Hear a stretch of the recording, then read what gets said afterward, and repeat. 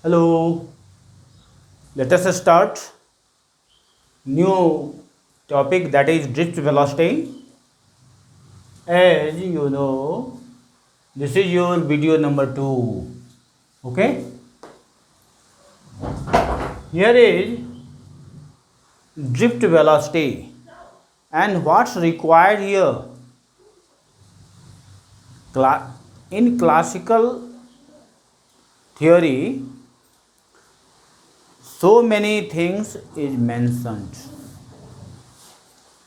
What is that? When you think something regarding this, you will find that electrons in a metal electrons in a metal is approximately 10 to the power 28 per meter cube.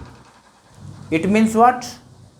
That in unit volume, number of electrons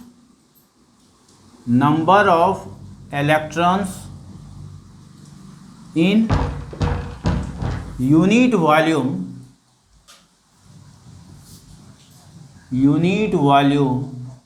that is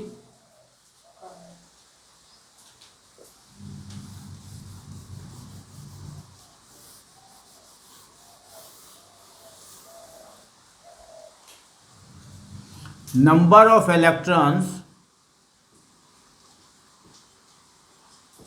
in unit volume, that is 10 to the power approximately 10 to the power 28. So it is mentioned that 10 power 28 per meter cube. Another, that is free electrons move in random directions. First. Second, free electrons collide with other free electrons and positive ions fixed in the lattice. Okay? Means you can say that if it is conductor, then this electron, suppose this is electron and here it is also electron, then this electrons collide with another electron, and this electron may collide the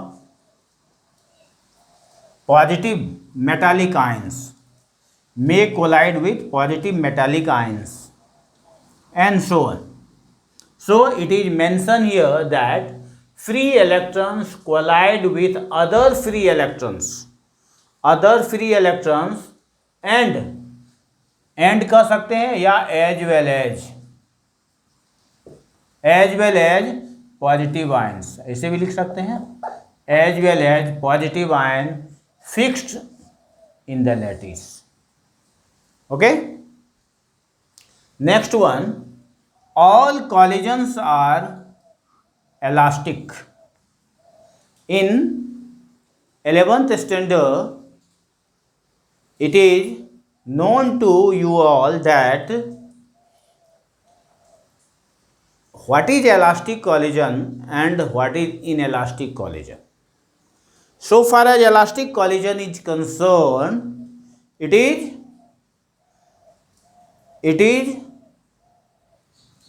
such type of collisions in which total energy remains same, no loss of energy. So it was also said in that time that in subatomic particles, what the collision take place, that is the elastic collision. Okay. Another, so here it is no loss of energy. All collisions elastic show no loss of energy. Okay. Next one. This drift velocity of electrons verifies what? That is Ohm's law. It verifies Ohm's law. Okay? Verifies Ohm's law. Ohm's law is your V directly proportional to I, where V is potential difference between the terminals of the wire, I current flowing through the wire.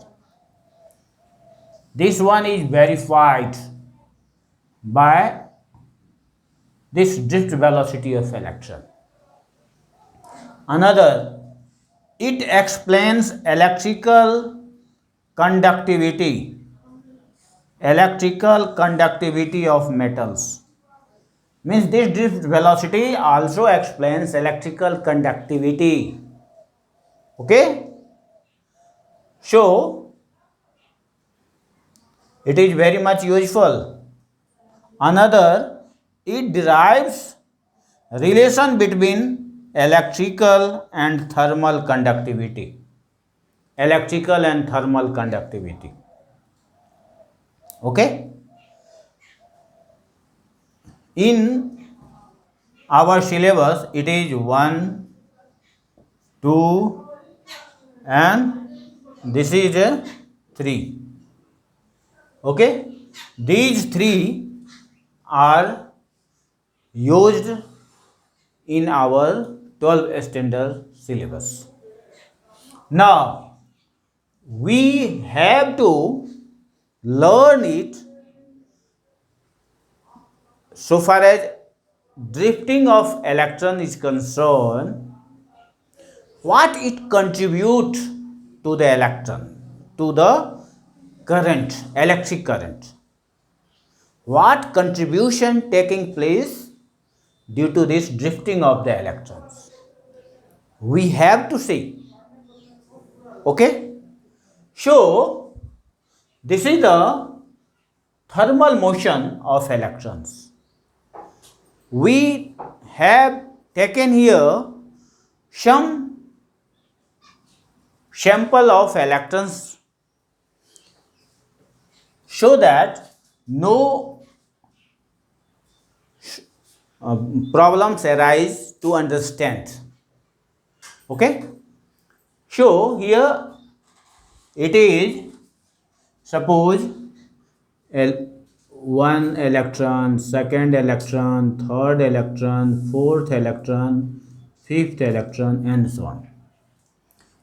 These are the electrons, and this is the thermal motion of electrons. It means agitation taking place at some temperature, and that temperature is your room temperature. That temperature is your room temperature, and room temperature is about 227 degrees C, and in another scale this 27 degrees C will be your 300 Kelvin. 300 Kelvin. Okay? So, these are the agitation of electrons. Okay? This showing agitation of electron. Suppose this one is electron number 1, this is 2, this is 3, this is 4, this is 5, and so on to 10. Here we write here it is U1. Okay? This is U2. This is U3. This is U4. This is U5. And so on dot. So, we can write here that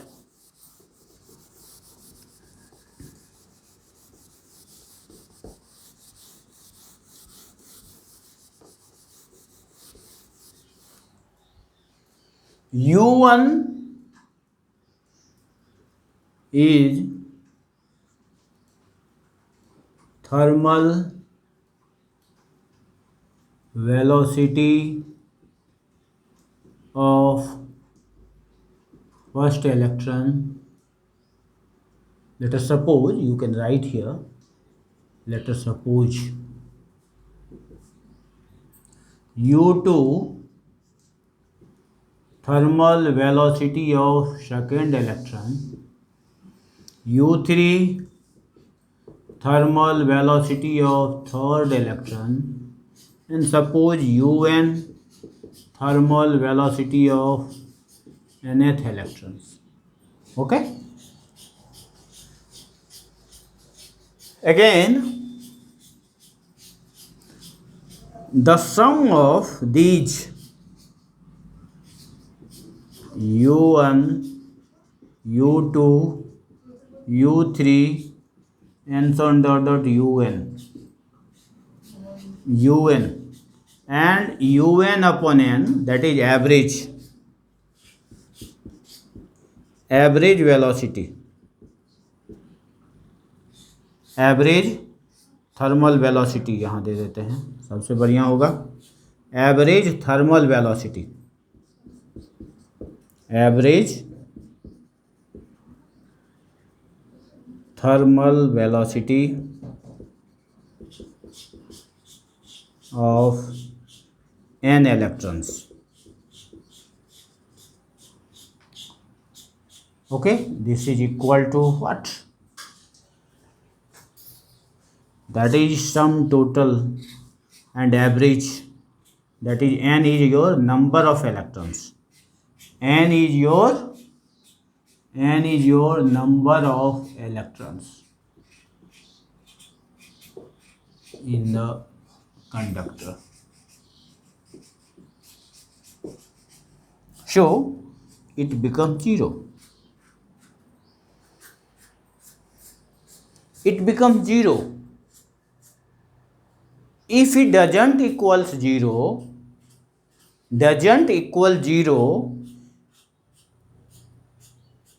then there would be the current,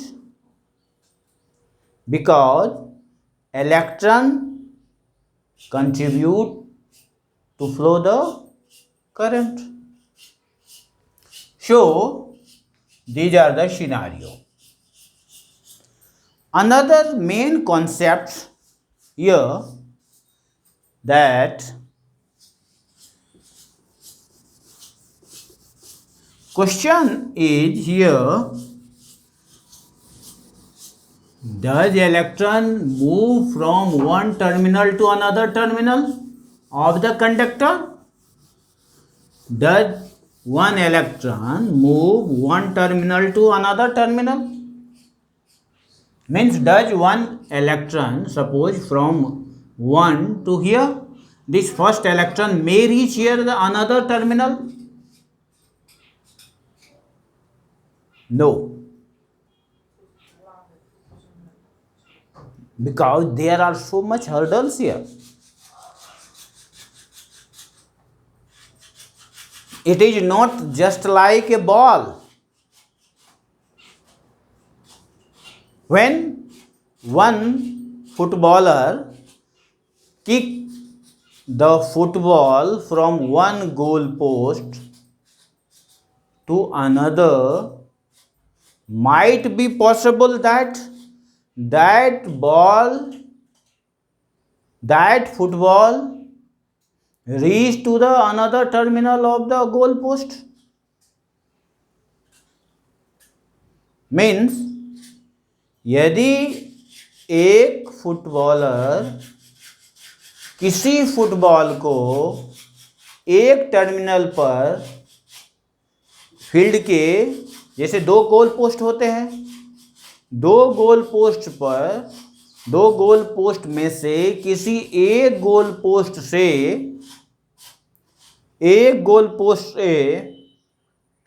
यदि kick करता है, तो यह possible हो सकता है कि वह फुटबॉल एक टर्मिनल से दूसरे टर्मिनल पर जाए। मीन्स एक गोल पोस्ट से दूसरे गोल पोस्ट पर जाए, फील्ड के एक टर्मिनल से दूसरे टर्मिनल पर जाए। मे बी पॉसिबिलिटी बहुत कम है, ठीक है। लेकिन यहाँ वह पॉसिबिलिटी बिल्कुल नहीं है कि इलेक्ट्रॉन एक टर्मिनल से दूसरे टर्मिनल पर जाए, ठीक है।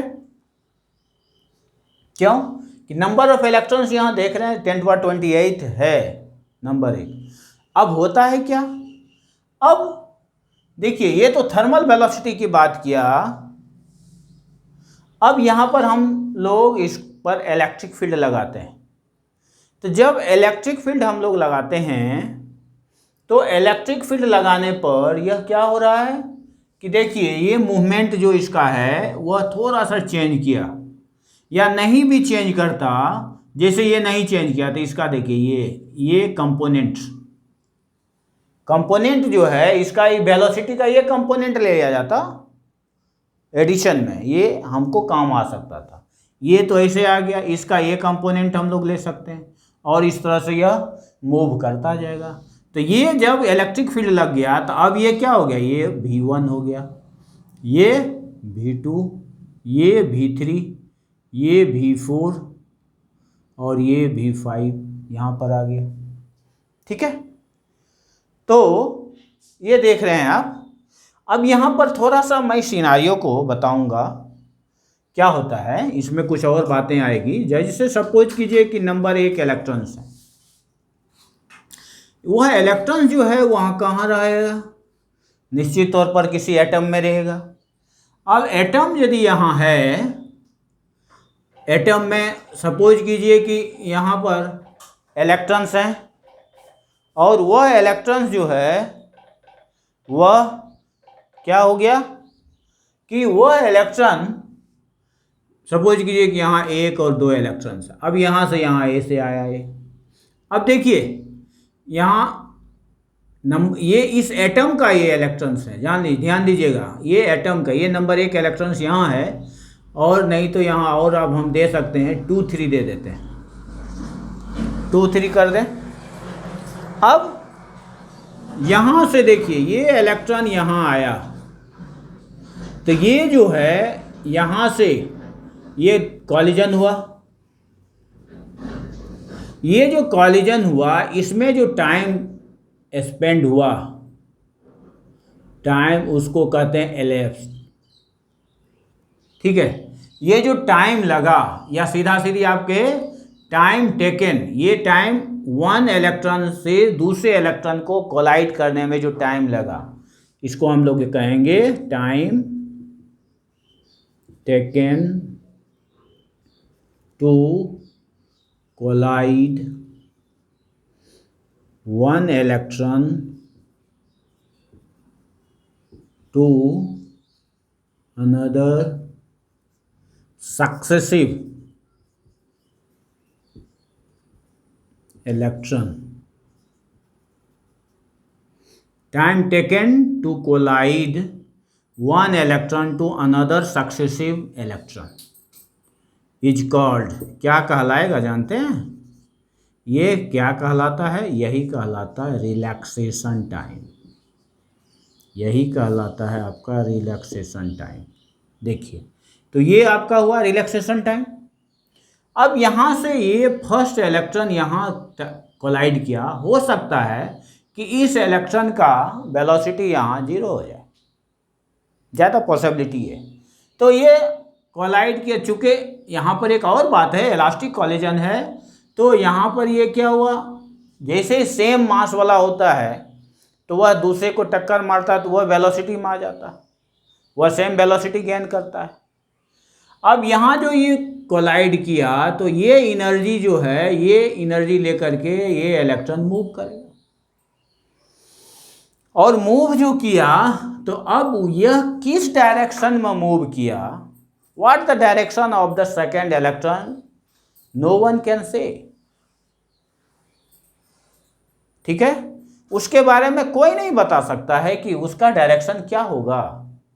इसीलिए कह रहा हूं कि ये कोई नहीं कह सकता है कि ये फुटबॉल की तरह कि यह रेयरली भी एक जगह, एक टर्मिनल से दूसरे टर्मिनल में यह इलेक्ट्रॉन जाए। तो ये कंट्रीब्यूट कैसे करता है? तो कंट्रीब्यूट करने के लिए ये करंट में कंट्रीब्यूशन कैसे है इलेक्ट्रॉन का? तो जैसे ही हम फील्ड लगाते हैं तो फील्ड लगाने के बाद इसमें जो भी इलेक्ट्रॉन्स होंगे उस इलेक्ट्रॉन का जो हॉरिजॉन्टल वेलोसिटी, हॉरिजॉन्टल कंपोनेंट जो वेलोसिटी का होगा वह ऐड होगा इसमें, और वही जो है वही इसका समेशन हमें देता है। क्या देता है? तो हमें वह कंट्रीब्यूट करता है करंट में। करंट को कंस्टिट्यूट करने में वही कंट्रीब्यूशन होता है उसका। तो यहाँ आप देखिए, ये जो थर्मल मोशन ऑफ इलेक्ट्रॉन्स जो होता है ये तो आपने देखा 10⁵ मीटर पर सेकंड था, लेकिन यहाँ जो ड्रिफ्ट वेलोसिटी ऑफ इलेक्ट्रॉन जो है वह 10⁻⁻⁴ metre per second, that is very much feeble. लेकिन एक क्वेश्चन यहाँ फिर अराइज होता है कि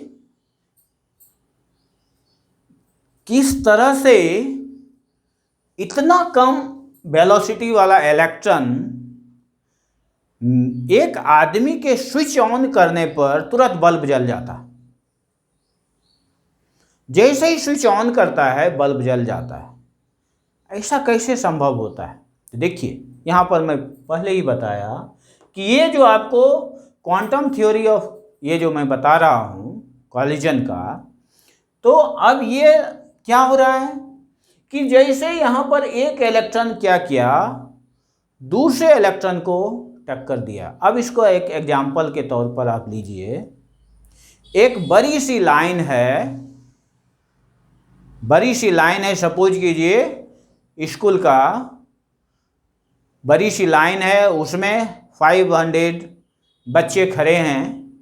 500 बच्चे जब खड़े हैं, अब क्या होगा कि जो बच्चे को मिठाई मिल रहा है, बहुत अच्छा स्वीट है, वहाँ पर उसको मिला, ठीक है, वह लेके जा रहा है। इन वक्त पर किसी कारणवश अंतिम में किसी बच्चा को मिसचीफ मन में आया, वह क्या किया कि अपने आगे वाले को वह धक्का दिया।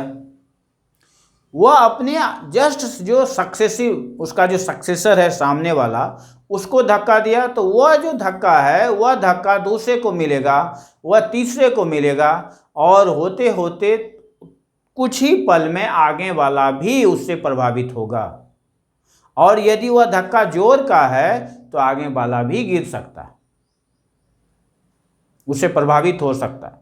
तो ठीक उसी तरह से यहाँ पर प्रभाव है कि एक इलेक्ट्रॉन जो है किसी एक टर्मिनल पर यदि है और उस पर वह जो अपने एनर्जी का कॉलिजन में उपयोग कर रहा है, तो वह एनर्जी दूसरे को कंट्रीब्यूट होगा, वह तीसरे को होगा, चौथे को होगा, और वह ऐसे हो करके वहाँ पर वह सर्किट बनता है। और सर्किट बन के वह जो तैयार होता है, वहाँ जो वेलोसिटी बनता है, वह जो एवरेज वेलोसिटी है, average velocity of that average velocity of those electrons, वह किसके बराबर हो जाएगा? वह approximately velocity of the light वह हो जाएगा। इसलिए हम लोग जैसे ही स्विच ऑन करते हैं तो वह घूमने लगता है, फैन घूमने लगता है, बल्ब ऑन हो जाता है, मोटर चलने लगता है, एसेट्रा एसेट्रा। ठीक है, तो ये बातें हैं। ठीक है, तो ये दो क्वेश्चंस बहुत इंपॉर्टेंट आपके सामने था, तो मैंने लिया। अब आगे आपका डेरिवेशन हम कैसे करेंगे, तो डेरिवेशंस को देखते हैं हम लोग। हाँ, ये जो है आपका रिलैक्सेशन टाइम का डेफिनेशन है, इसको आप ऐसे भी लिख सकते हैं, रिलैक्सेशन टाइम हो गया। और इस रिलैक्सेशन टाइम को टाउ से डिनोट करते हैं, ध्यान दीजिएगा, इस रिलैक्सेशन टाइम को हम लोग डिनोट करते हैं टाउ से। अब दूसरी बातें यहां पर आती हैं। क्या, अब चूंकि हमको, अब हमारा मेन पर्पस है कि कॉन्सेप्ट में दे दिया, अब आप लोग लिखेंगे कैसे इसको मैं सॉल्व करना चाहता हूँ इजीली रूप से, कोई टेंशन ना हो, ये सब का तो काम ख़त्म हो गया। तो मैं इस सब को थोड़ा मिटा करके, जगह भी जरूरी है, तो अब मैं लिखूँगा, ठीक।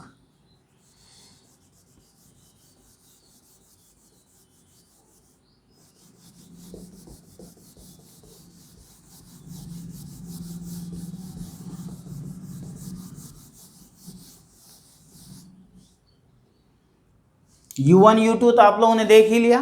यहां से after applying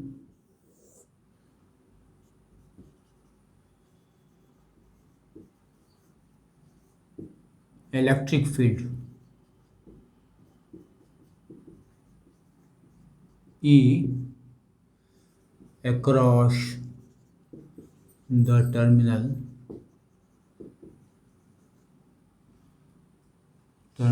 of a conductor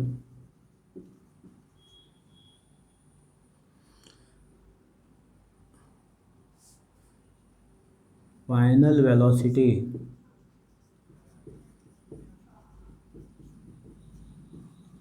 velocities of the electrons are V1, V2, V3, V4 and so on dot Vn. Okay, and their relaxation time. ये रिलैक्सेशन टाइम क्यों ले रहे हैं? क्योंकि जब कॉलिजन होगा एक से दूसरा में तो रिलैक्सेशन टाइम भी होगा, तो रिलैक्सेशन टाइम और τ1, τ2, τ3 and so on dot dot τn।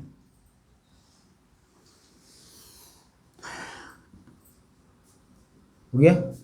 अब इतना जानने के बाद अब यहाँ पर बात आती है कि हम जाने एक इलेक्ट्रॉन का, पहले आपको मैं बताता फर्स्ट इलेक्ट्रॉन का। सपोज यहाँ पर A that is acceleration produced, acceleration produced हो गया इन इलेक्ट्रॉन्स। यहाँ पर क्या होगा, तो V1 equals U1 plus A τ1, ठीक है। ये देखिए ये हो गया किसका, तो फर्स्ट इलेक्ट्रॉन का final velocity of the first electron. ये thermal velocity of the first electron, acceleration of the first electron, और τ1 relaxation time of the first electron. हो गया, तो ये हमारे पास आ गया, ठीक है। अब आप इसको ऐसे भी लिख सकते हैं, यदि τ1 इसको हम ऐसे लिखते हैं V1 minus U1 upon A। देखिए τ1 का ये हो गया, ऐसे भी लिख सकते हैं। तो ये हमारा तरीका हो गया फर्स्ट इलेक्ट्रॉन को लिखने का। इस तरीका को हम लोग अडॉप्ट करेंगे, ये अपने आप आएगा, ये बहुत इंपॉर्टेंट है हमारे लिए, ठीक है। अब यहाँ पर बात आती है कि हमें यहाँ निकालना पड़ता है ड्रिफ्ट वेलोसिटी के बारे में जाने। तो ड्रिफ्ट वेलोसिटी ये है क्या, यदि इसको डिफाइन कीजिएगा तो देखिए ड्रिफ्ट वेलोसिटी को कहीं लिखिएगा, it is average velocity, average velocities of, या एवरेज वेलोसिटी ऑफ इलेक्ट्रॉन्स, एक जगह लिख देते हैं average velocity of electrons, average velocity of the electrons after applying electric field, after applying electric field. हो गया। इलेक्ट्रिक फील्ड में यहाँ बार बार कह रहा हूँ कि आपका ये है। देखिए ये वेक्टर है, आप हमेशा जानिए ये भी आपका एक्सेलरेशन भी वेक्टर है, तो छूट भी जाए तो आप लोग समझ जाइएगा। हो गया। अब एवरेज वेलोसिटी कैसे निकालेंगे? एवरेज आप जब ये देखिए, after applying electric field E across terminals of a conductor, final velocities of electrons, या फाइनल वेलोसिटी भी यहाँ दे दें, फाइनल वेलोसिटी ऑफ इलेक्ट्रॉन्स ये क्या है? v1, v2, v3, v4 and so on dot dot vn। तो एवरेज वेलोसिटी यहाँ इसका होगा एवरेज वेलोसिटी, जिसको हम लोग ड्रिफ्ट वेलोसिटी भी कहते हैं, drift velocity, average velocity of electrons. ये होगा क्या? v1 plus v2 and so on dot dot vn upon n। ये हो गया, बस इतना ही काम करना है। देखिए ड्रिफ्ट वेलोसिटी में ये आपका कॉन्सेप्ट इधर था, कॉन्सेप्ट के बाद ये आपका जो है कैसे हम निकाल सकते हैं।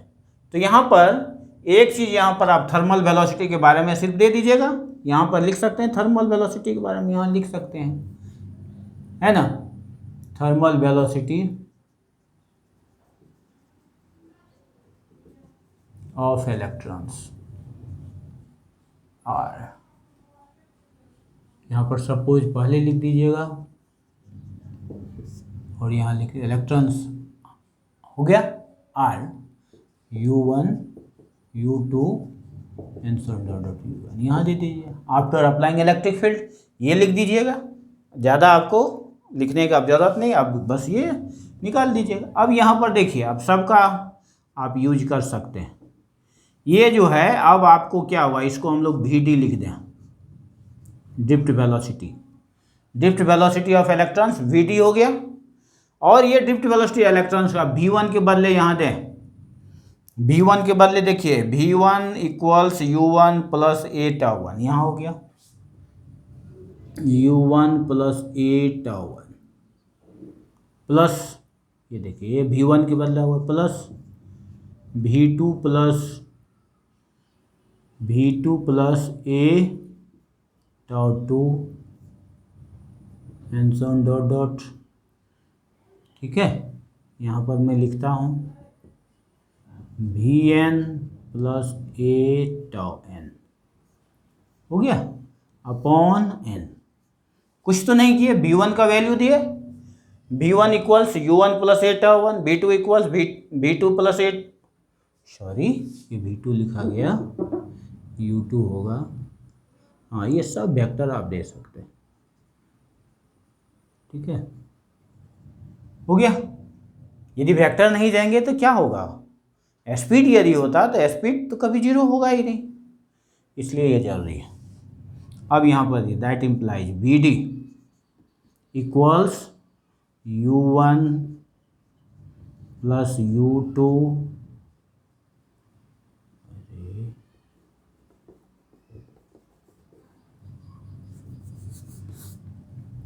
यहाँ हो गया, थोड़ा फाइल से लिखें।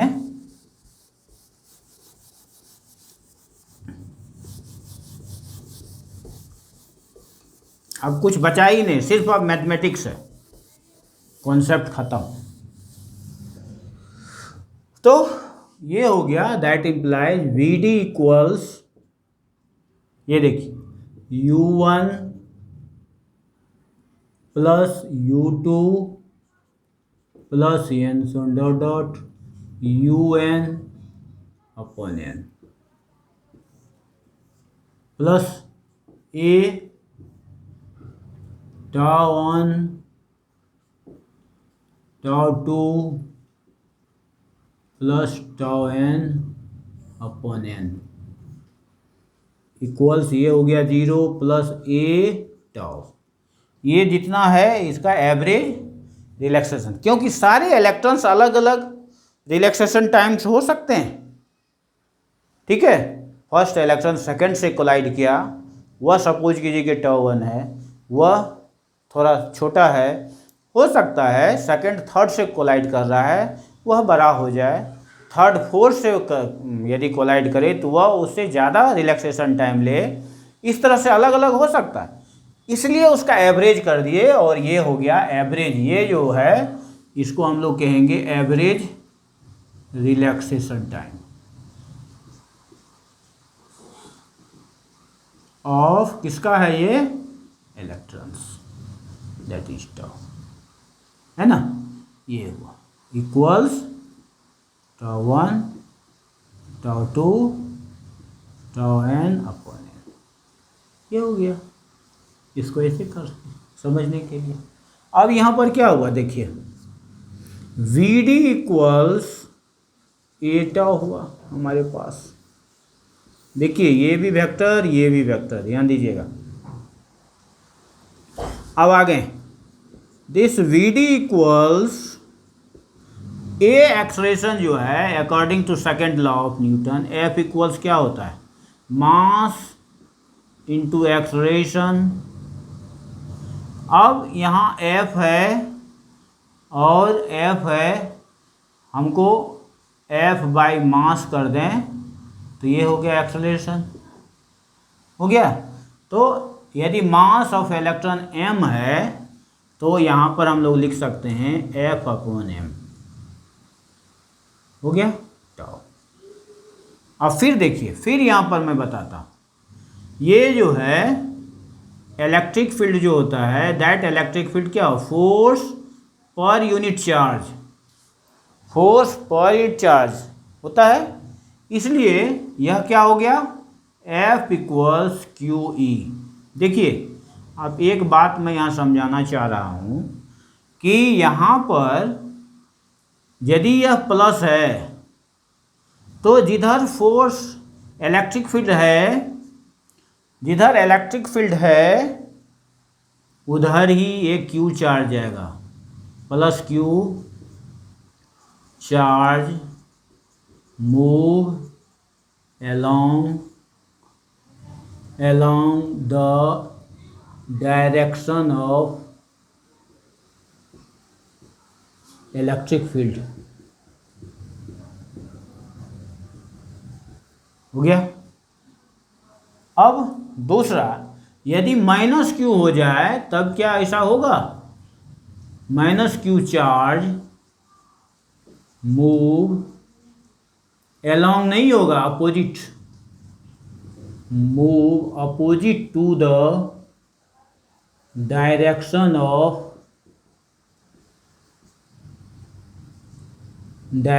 ऑफ अप्लाइड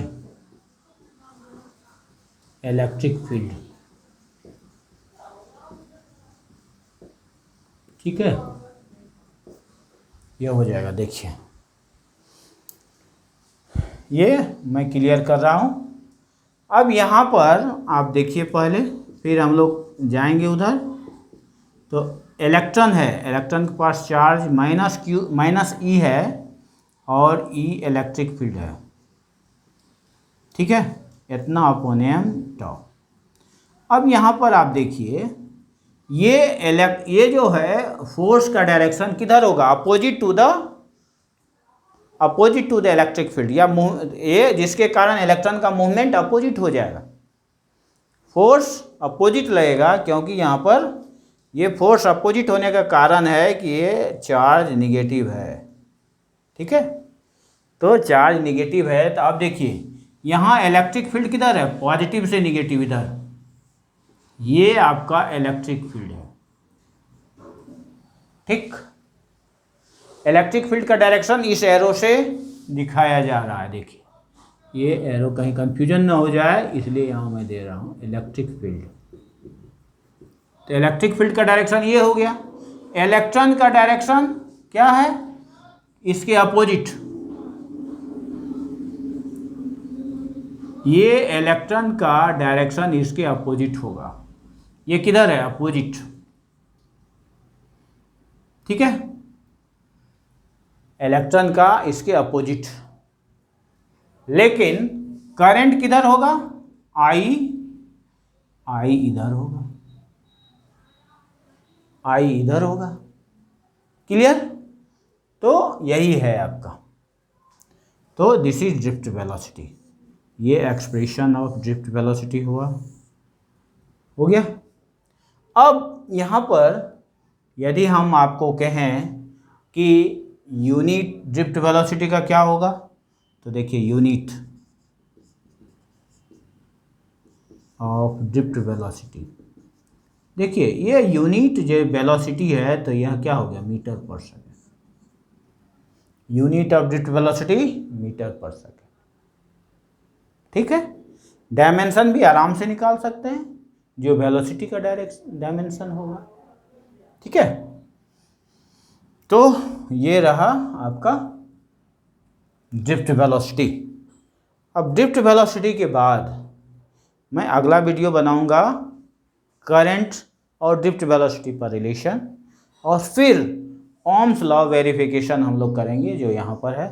और ओम्स लॉ वेरिफिकेशन के बाद रेजिस्टिविटी किस तरह से, यहाँ देखिए फिर क्या, it explains electrical conductivity of metal, it explain thermal conductivity metal, it derives relation between electrical and thermal conductivity. और ये है तो रेजिस्टिविटी पर भी होगा।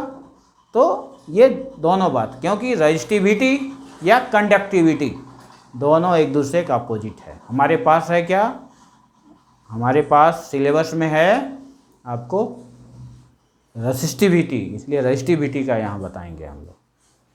कंडक्टिविटी ऑटोमेटिकली उसके अपोजिट होता है, इसलिए आप लोग समझ जाएंगे। तो थैंक्स टू ऑल।